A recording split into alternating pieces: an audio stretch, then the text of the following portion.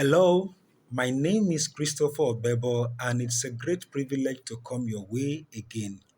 Today, I would continue the discussion that we started a while ago, the discussion on the topic built to last. The emphasis now will be on the storm, the rain, and the wind. The anchor text, of course, will still be Matthew chapter 7, verse 24 to 25, where Jesus Christ said, whoever that hears his instructions and does them, he will liken that individual to a fellow that builds his house on the sand.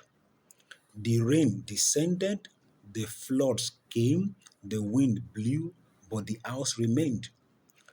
However, whoever had his instruction and does not follow them, he likened that person to one that built his house on the sand. And when the rain came, the storm came, the wind came, the house fell, and the fall was great. It was catastrophic. So today the focus will now be on this, the rain that Jesus mentioned. What does it mean?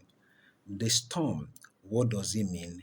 The wind, what does it mean? What do each of these things, what do they represent? Because Jesus Christ was speaking in metaphorical terms. So let's begin with the rain. What does the rain represent? Now, rain symbolizes gradual difficulties and everyday pressure that may appear small but accumulate over time if not well handled. Gradual difficulties that actually appear small, but they can accumulate over time if not well handled. And I'll give us a good example of someone in the Bible that went through a rain-like situation. That is the person of Anna. Now, Anna had to put up with continual ridicule and rebuke. Ridicule, rebuke, and pressure from Penina. Talks about Anna not having a child or not having children initially began as just one talk here and there. After a while, it moved from being a one-off matter to a daily agenda for discussion.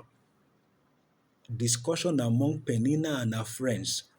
And that discussion was about abusing her, what about ridiculing her. It began as a slow, it began slowly, yet persistent. So it was a slow yet persistent reign of personal frustration that Anna had to endure.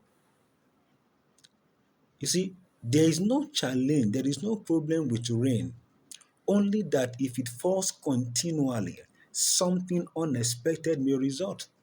There is no challenge with rain.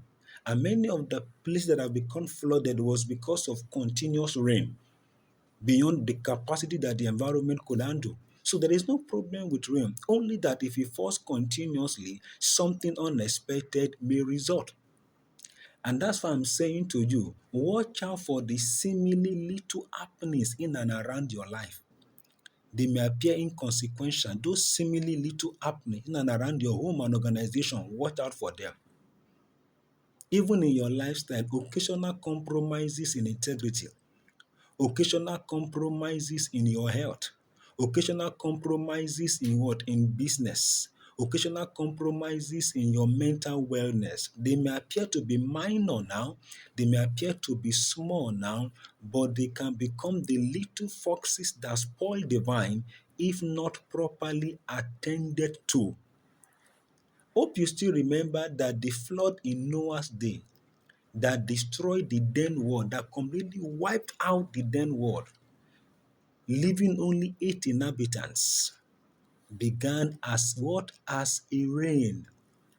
But it began to grow to the level that what it became a flood and everyone was wiped out. So you want to build to last, you need to factor in the coming of the rain while you are planning. Factor in the coming of the rain while you are planning. The second thing Jesus Christ said will come after the rain was the storm. So what does the storm represent? We are trying to bring practical application to some of the things that Jesus Christ said so that we can easily relate with them. So, what does the storm mean? Now, the storm represents overwhelming crisis or hardship that challenges you to the very foundation. I'd mentioned that for some of you, you have gone through your own share of the rain, your own share of the storm, your own share of the wind. Some of you, as you are hearing me, you are going through your own. And for some other persons, their appointment with these three are scheduled for a later date. But one thing is that what it will surely come. So storm represent, like I mentioned, overwhelming crisis or hardship that challenges you to the very foundation. Storm may come as a result, as the loss of a loved one. It could be a storm. Storm may come as a sudden financial or health crisis.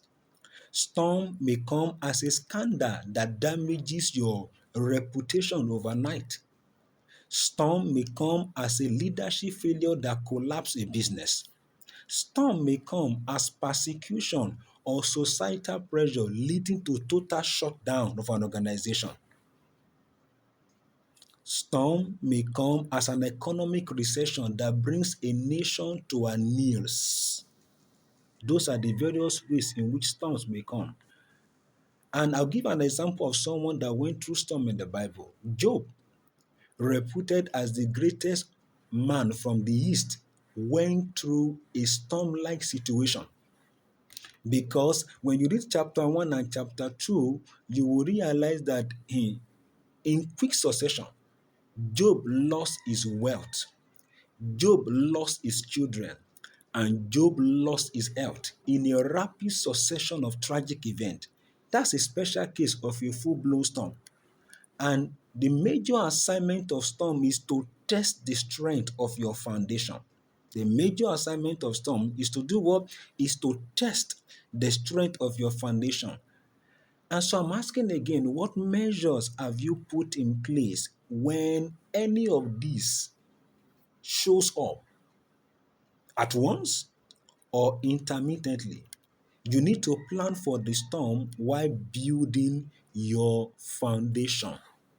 Now let's go to the third thing that Jesus Christ spoke about. The first was the rain, the second was the storm, and the third, the wind.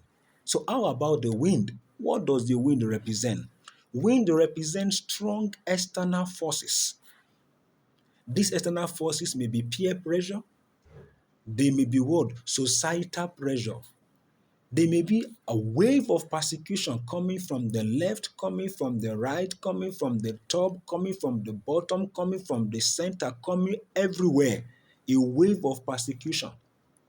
I'm telling you. Storm may actually come as what? As a disruption in your market, a disruption in your business due to maybe government policy that scattered the equilibrium of things. It could be a disruption due to what? Technology. It could be a disruption due to artificial intelligence. It could just be what? A new legislature that just put everything in disarray. That's an example of a storm. A storm could actually also come as what? As a foreign ideology trying to infiltrate into your family, trying to infiltrate into your company, trying to infiltrate into your ministry, trying to scatter the values that have been built over time. And the purpose of all of this is to create misleading influences that challenges your stability and ultimately shake your faith. Winds can sway even the strongest. And I'll give you an example of someone that the wind came for. Ask Peter. He faced the winds of fear. Yes, he faced the winds of peer pressure. He faced the wind of public opinion during the trial of Jesus. And he denied his Lord and Master 3 times in quick succession.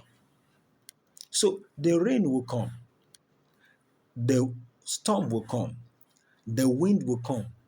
As individuals expect them, as a family expect them, as an organization expect them, and as a nation expect them. Now, your experiences of these three adversaries may differ from that of your neighbor, may differ from that of the person next to you, but surely they will come in different way. Nonetheless, there is provision not only to survive, but also to thrive. The main thrust of this message is this: there is a need for you to build to last. Now, having learned what the rain meant, having learned what the storm meant, having learned what the wind meant, in subsequent podcasts, I will discuss strategies of not only surviving but in thriving through them. I encourage you to stay tuned and act based on what you have learned. God bless you. Thank you so much for your time.